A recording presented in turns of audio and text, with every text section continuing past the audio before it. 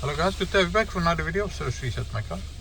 In today's video I'm going to show you I can get rid of the indicators popping up on a Mini Cooper, the first model 2002.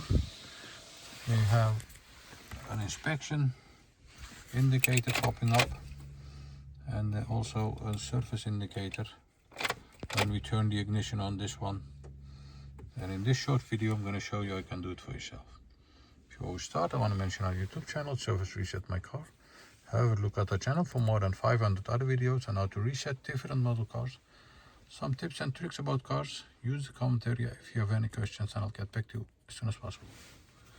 Okay, first of all, turn the ignition off. Then we're going to press this button and keep it pressed while you turn the ignition on to the first position. So,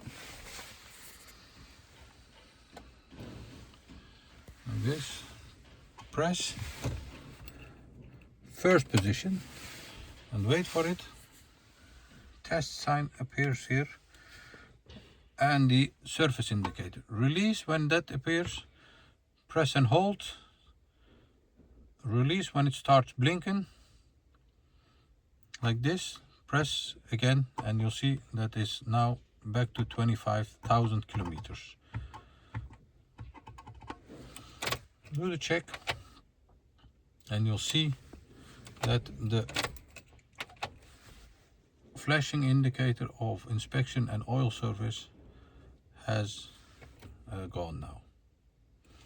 So once again, press and hold, ignition to the first position, wait for test to disappear, keep it pressed till you see this, release, press again for a couple of seconds till it starts blinking.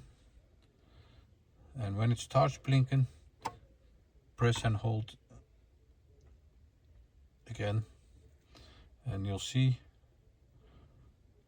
like this, and you'll see that the indicator has disappeared now.